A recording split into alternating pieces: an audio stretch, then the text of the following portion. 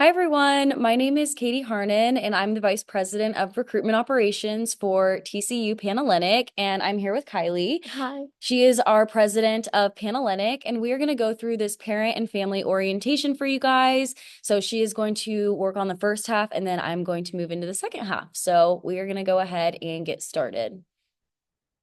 So first of all, we just want to introduce you guys to some of the Panhellenic staff that your daughters might see or you might be in contact with. So starting off, we have Brooke Scoggin, who's the Director of Fraternity and Sorority Life here at TCU. Then we have Paige Eidenschink, and she's the Assistant Director. And then we also have Rebecca Newman, who is the Coordinator. And then we can move on to meet our board.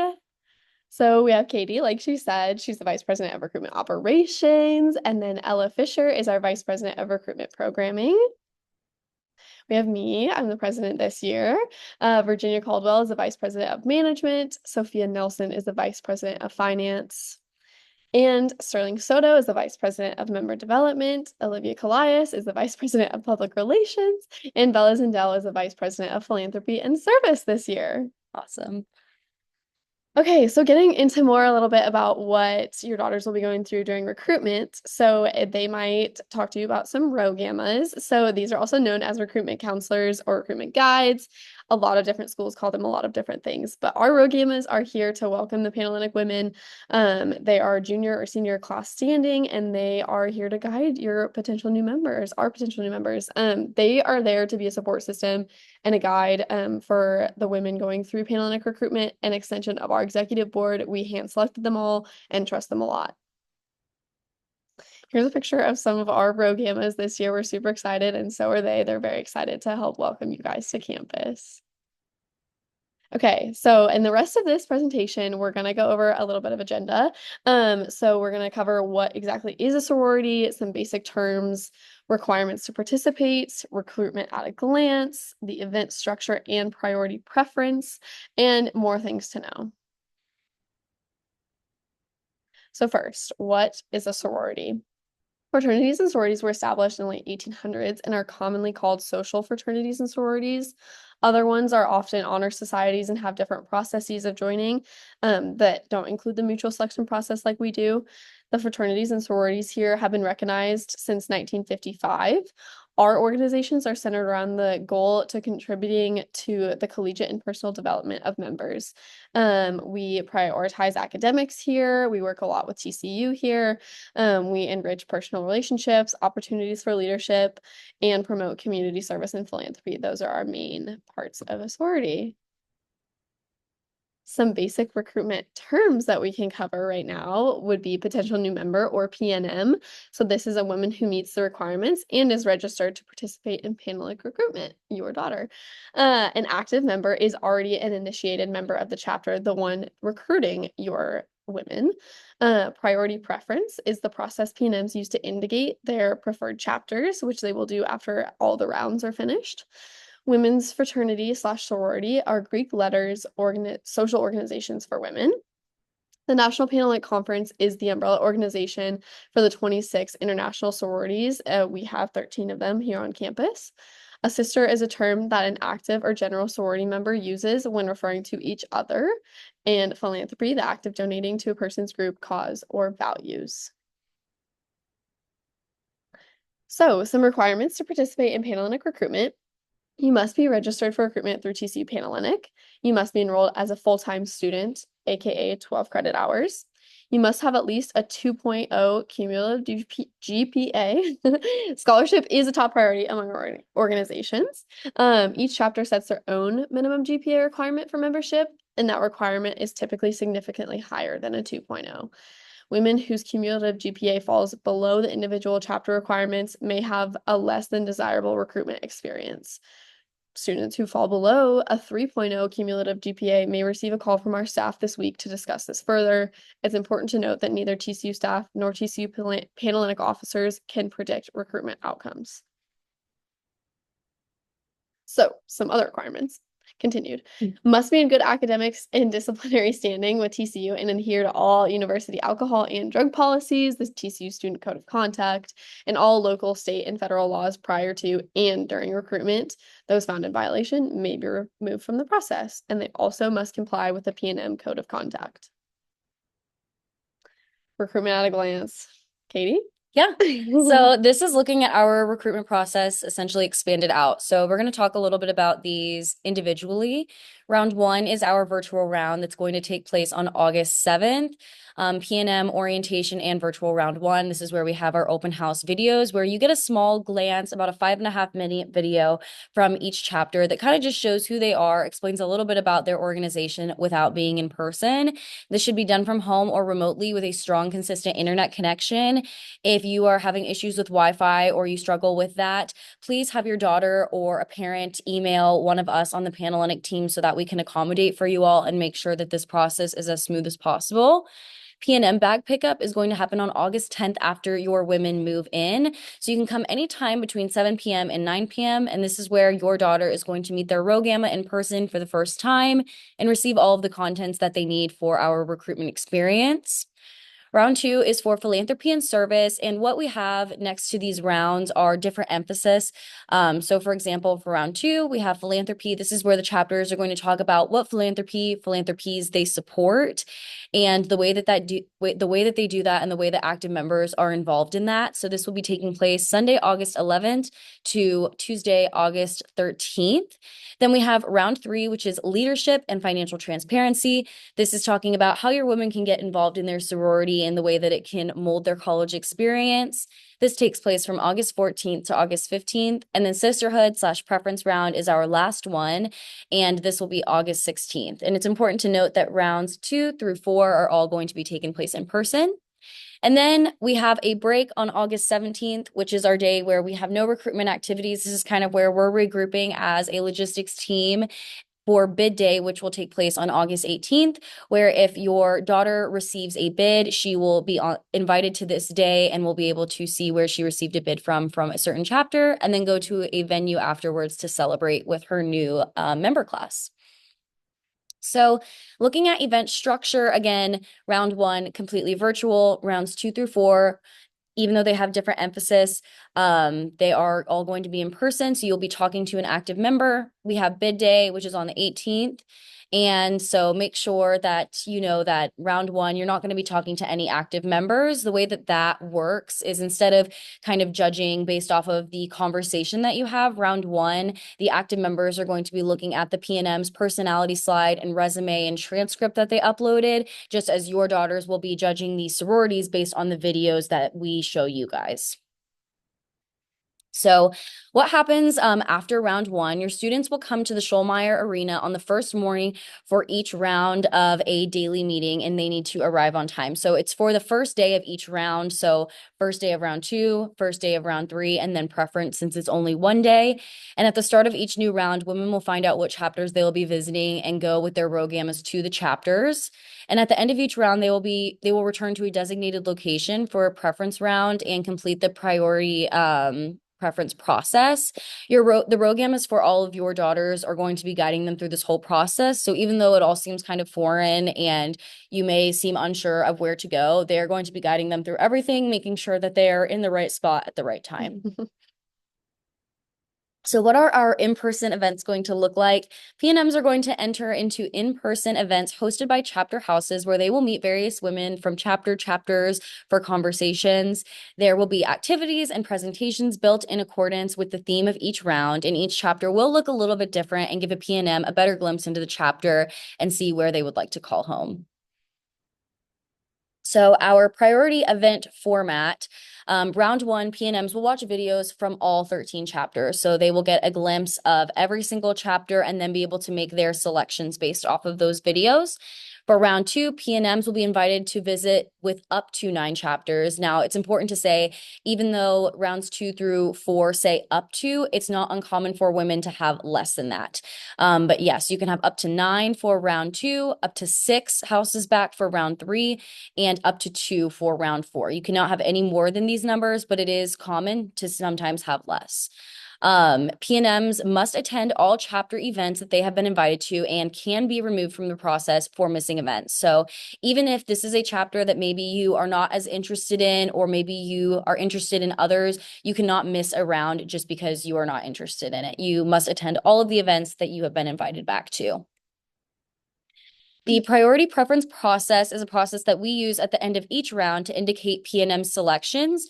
So each PNM will cluster and rank the chapters that she visited during that round. So she must list all of the chapters she visited and cannot leave any off. So again, even if there's a chapter that your daughter has realized maybe is not for her, she cannot just completely leave it off of the list. You would just put it at the bottom of your list as far as your priority preference. So for example, during round 1, she will view videos from all 13 chapters. During round 2, she can visit a maximum of 9 chapters. So her priority preference card might look like this. And so this is how she would rank them all. The ROGAMs, again, will be really heavily guiding this process and making sure that the PNMs understand and are completely confident with the decisions that they make at the end of each day when they are writing down their selections. So that way, something that they misinterpret doesn't happen, and the ROGAMs will make sure that they are very thorough with this process before turning in any selections. So now talking about selections, we look at our mutual selection process. This is how we go by in recruitment. So PNMs may be invited back to chapters that they ranked at the bottom of their list, or they might not be invited back to chapters that were clustered at the top. So just because a PNM really likes a chapter and ranks them number 1 on their list does not necessarily mean that they are going to receive an invite from that chapter for the next day. So not every PNM will have a full event schedule after every round. For example, a woman invited back to participate in round 3 can visit a maximum of 6 chapters. So we will see PNMs with an invitation list ranging from 1 chapter to 6 chapters on their schedule.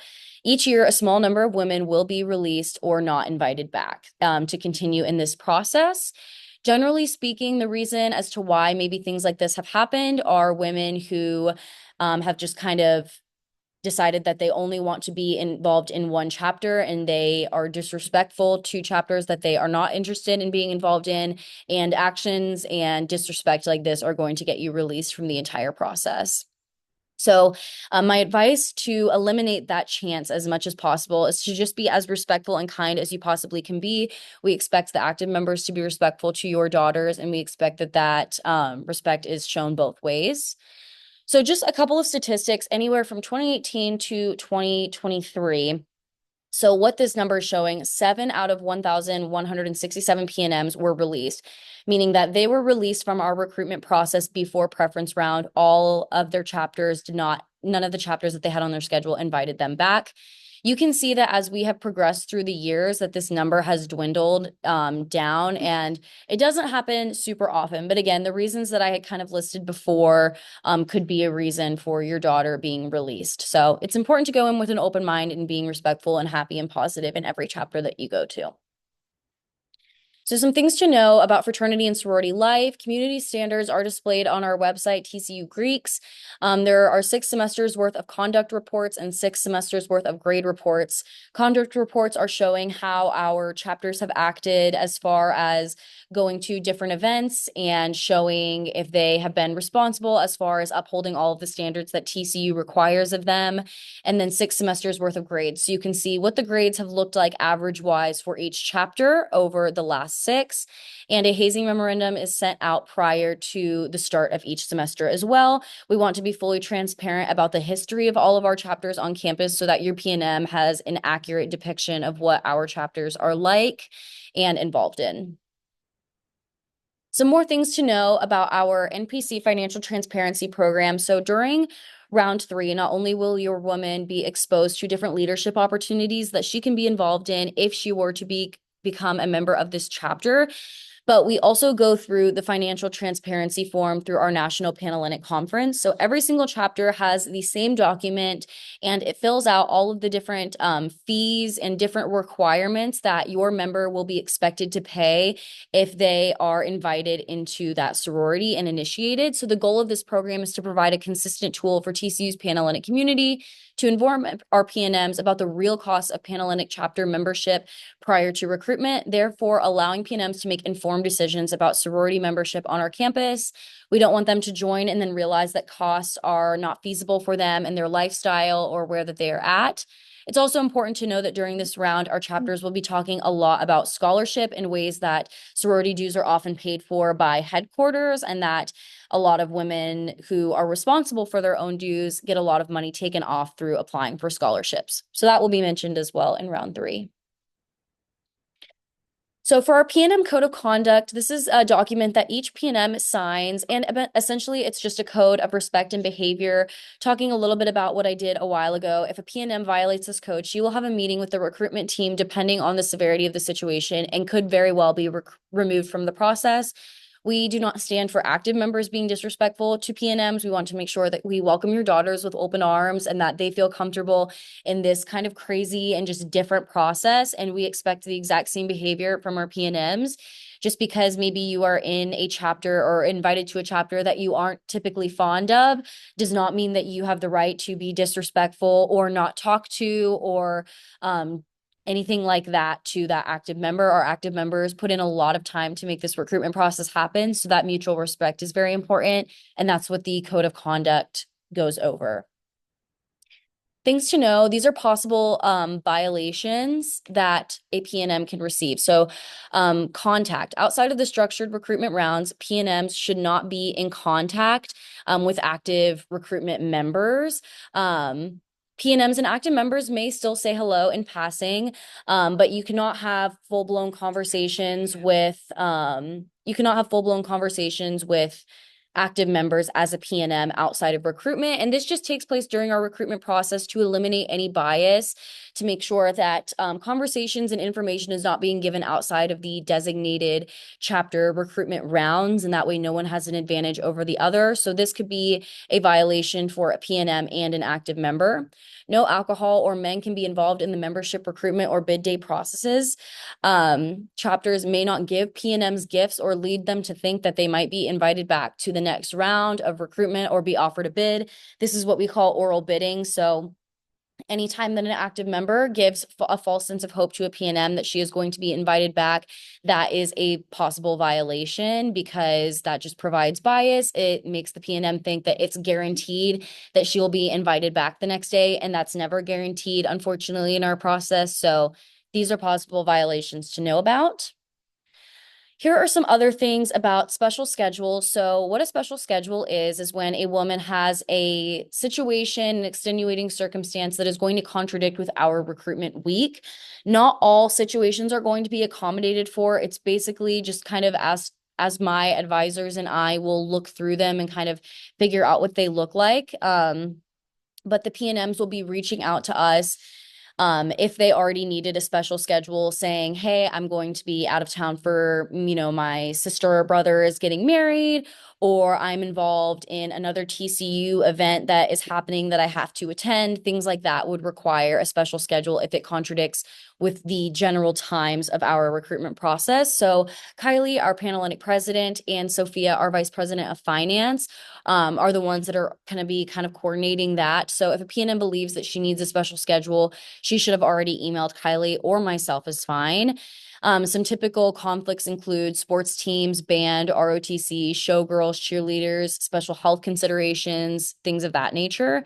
Pending availability, PNMs on special schedules may not be able to attend full events with the chapters and may be accommodated through a different process or on a more condensed schedule. PNMs or their families may not deliver gifts to any chapters for making these accommodations. These are things that we have had built in for years and hold their place for a reason. So please do not feel like you need to accommodate as a parent or a PNM for this because they cannot accept them. Now looking at the MRABA, at the conclusion of preference round, our round 4, our last round of recruitment, PNMs will complete the membership recruitment acceptance binding agreement, the MRABA. PNMs will be able to see the terms of this agreement in at least 3 different formats, including an individual conversation with a TCU professional staff member. We encourage PNMs to list each chapter that they attended on preference round because this maximizes their opportunity for membership. We want many women as possible to join our sorority experience. So what we mean by this is A PNM very well might go to preference round and only receive one house on their schedule. And in that event, they will just list the one that they have on their MRABA because that's the only one that they visited. Several women will go to two houses, and this is the maximum that they can have back. So what we mean is that if you list both chapters, so of course you are going to have one that maybe you prefer to receive a bid from over the other, you would rank that one first and the next one second. By doing this, you are maximizing your options of receiving a bid on bid day. Whereas if you received two chapters back and you only list one, you are minimizing your chances of receiving a bid on bid day. PNMs do not have to list each chapter that they attended during preference round, like I said. However, this is called intentional single preference, and she may limit her opportunity for membership and not receive a bid.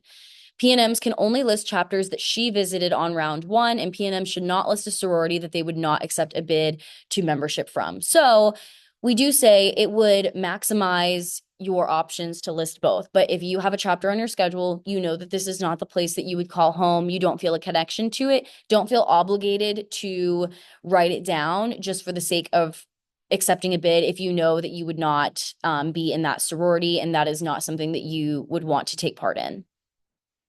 So here are just some examples. This is a legal binding agreement. So essentially, if a woman receives a bid on bid day, whether she ends up accepting it or not, her receiving a bid means that she is ineligible to go through the recruitment process until the next formal recruitment year. Now, if a woman withdraws from recruitment or she is released through recruitment, she is then eligible for our continuous open bidding process that sometimes happens in the fall and happens during the spring by a select few chapters on our campus. We never can guarantee which ones it is. It just depends on the numbers of the chapters. So here are some examples of what they look like. And again, we have a professional staff member that is going through all of these to make sure that the girls understand the terms that are listed.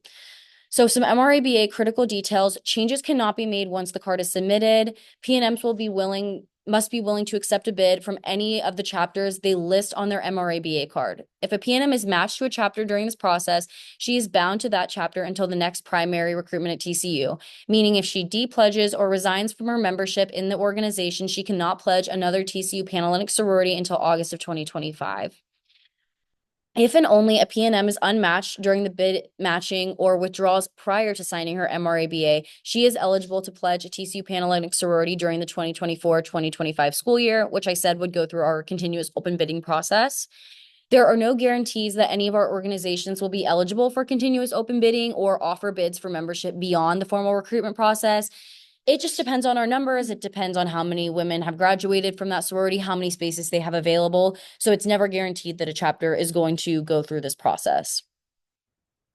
Bid opening / bid day. If a PNM has been offered a bid, she will arrive at Pond Drive on Sunday afternoon on August 18th, where her Rho Gamma will give her an envelope containing her bid card. After opening her bid card, she will meet her new member class and walk together where her new sisters will be waiting. This is an alcohol-free event. Activities will begin at 2:30 p.m. And the question we always get, should parents and family attend? Technically, you can attend. However, it is typically not encouraged that parents show up in the sense that we have a very limited amount of space. And when a woman is running home to her chapter, it is a very quick ordeal because we are having to just move the next chapter right into their place. And from there, they will move into their chapter facilities, which parents are not allowed. And your daughter is going to be very excited, is going to be wanting to hang out with her new sisters, her new member class, and is probably not going to be wanting to move around with the families we have found in the past. So that's why we just say to save your money and time, especially if you are trying to travel to come to this, it's probably in your best interest not to. If you live in the Fort Worth area, I know I guess that's a little bit different, but just know that parents are sectioned off. You are not able to be next to your daughter during this, and your involvement is very slim to none in this day just due to the nature of the event. So that is our advice on that. So I would just keep that in mind. Attire. Round one, PNMs can wear whatever they are most comfortable in. They will not be speaking to chapters during this round. So they can just wear a t-shirt and shorts, and that's totally fine. Round two, a t-shirt will be provided by Panhellenic with shorts and a skirt is typically what women wear, but again, it's not limited to that. If you'd like to wear pants, you can. It's entirely up to you. Round three, we consider snappy casual. So something like a sundress would be appropriate or a romper. This is where you're no longer wearing that round two t-shirt. And then round four is a bit dressy. So think brunch attire. A dress, a romper, or nice pants and a blouse would be appropriate. It's typically a little bit more fancy than round three, but if you want to wear the same thing that you wore for round three for round four, go for it. We don't want you having to go out and spend thousands of dollars or hundreds of dollars on outfits because ultimately it's about the content of the conversations that the active members will be valuing rather than what they are wearing. Comfortable shoes are strongly recommended. Many PNMs pack an additional pair of shoes to change into before entering the event. So if you want to wear a pair of heels as you enter these sorority houses to go with your outfit, totally makes sense, but I would pack a pair of flip-flops to wear as after you exit so that way you're not having to walk around in them. Here are our attire examples. So again, for round two, something to pair with that t-shirt is appropriate. A lot of women will wear sandals and sneakers, just things that are comfortable. Round three, a romper or a dress and some wedges maybe are more of a comfortable heel option if you would like to go with that. But again, any shoes are perfectly okay. And then round four, again, this is our dressier cocktail attire. If you are interested in dressing a little bit nicer. And again, just pack extra shoes if you're going to wear heels that you know might be uncomfortable to wear all day. So continuous open bidding, I have mentioned this a few times. Some chapters might informally recruit members through the fall and the spring. This is not guaranteed. We will not know which chapters will host in the fall or spring recruitment until late August and late January, respectively. On average, 3 to 4 organizations will be eligible to participate in COB, but it varies from semester to semester. Those organizations who are eligible to recruit may have very minimal spaces open and are not required to fill them. COB is not planned by the Fraternity and Sorority Life Office or Panhellenic, and invitations to informal events are at the individual organization's discretion. So I am the one that is educating the recruitment chairs on what this process looks like, but it is up to them the way that they lead these events to meet these potential new members during the continuous open bidding process. So it is nothing like our formal recruitment, very relaxed. Your daughter, if she's interested in COB, will be put on a list and she might be invited to a house to see if it's a good fit or not. And from there, the chapters kind of take over and they know the rules and regulations on how to lead that process. So some questions that we have been hearing are letters of recommendation required? By TCU, they are not required. So your woman could come into the TCU formal recruitment process and not have a single letter of recommendation and it would be fine. So she does not need to have them. There's no real science to it. They're not going to, they don't hurt, but they're not going to exponentially help her chances or automatically give her an in on a chapter just because she has a letter of recommendation. How many spots are there available in each chapter? It depends. Some of our chapters are going to have a lower number based on just how many years that they've been on campus, etc. So they might have more spots available. Other ones might have less, but we do kind of cap it at a certain number each year, depending on how many women we have in our recruitment process.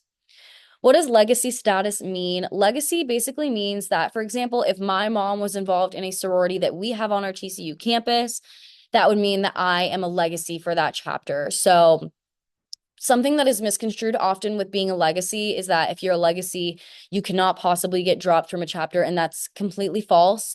We have a lot of women each year, unfortunately, who are told otherwise, and that is not the case. Just because you are a legacy, it really does not mean anything. And if your daughter comes in with zero Greek affiliations like I did myself, that's not going to hurt her through the process either. Just being a legacy just means that you have that affiliation, but it's not going to help or hurt you at all. What if my student gets released from her legacy chapter? Again, a lot of things that we have. There is no rules that say a sorority has to keep you because you are a legacy. Again, it's based on the conversations that you have, or the uploads that you have for round one in that case that are going to dictate whether you are invited back to that chapter or not. Being a legacy, it's not going to change anything. It's just kind of a fact of the matter. So if you still have questions, you can check out the recruitment booklet online, which is on our website. It gives a little glimpse into each chapter, so make sure to review all of those. If you have any questions, go to the contact page on the FSL website, which is the www.greeks.tcu.edu, or use the chat feature on TCU Panhellenic, and we will do our best to get back to you within 24 hours. Follow the TCU Panhellenic Instagram, which is TCU Panhellenic, and use the hashtag recruitment, TCU Recruitment 2024 if you have any questions. So these are our emergency lines. We have our TCU PD number, which is as follows, and our PNM and parent hotline. These are hotlines for you guys to ask questions where Kylie will be answering along with another executive board member to answer any questions. And you guys can be as transparent and as honest as possible. If you have any questions, they're happy to answer them. And these are fully confidential conversations. Fraternity and sorority life, that is our phone number, and the resident hall staff numbers are posted in each hall or on the Housing and Residence Life website, and the link is as follows. Tips for parents. Encourage your student to keep an open mind. Do not pressure her to join your organization or the organization that you think is best. Essentially, it is your daughter who is going to be going to all of the events, the mandatory meetings, and it's about what she likes, not what you like. And even if you are a legacy, I understand that it would probably be really fun for you guys to be in the same chapter, but you have to understand that that very well might not happen. And it's important to just encourage her to have an open mind and be positive for every single chapter that she walks into. If her favorite chapter is not on her schedule, encourage her to attend the events because she can withdraw at any time. Nothing is binding until she signs that MRABA. A lot of us go through this. I personally was my favorite chapter that I had going into preference round was not on my schedule, and I had to reevaluate when I went into preference round. And these were two chapters that I liked, but they just weren't on my high priority list. And I ended up falling in love with the one of them that I'm still affiliated with today. There are many other ways to be involved on campus, so help encourage her to find her niche at TCU. Recruitment is not the end all be all. If she decides that recruitment is not for her as a freshman, maybe she's trying to figure things out and maybe it's just not her time, she can always do it again the next year. Or if she just decides recruitment's not for her, it's not for her. And it is not to say that she's going to have a negative experience at TCU because she's not involved in the sorority life. There are so many different organizations led by students that she can join that will give her a great group of friends as well. So this is all that we have for you guys today. If you guys have any questions, please feel free to reach out to Kylie or I. We're happy to answer your questions or just give us a call at our office. But that is all we have for you guys today. So thank you for listening, and we will see you guys at recruitment. Thank you guys.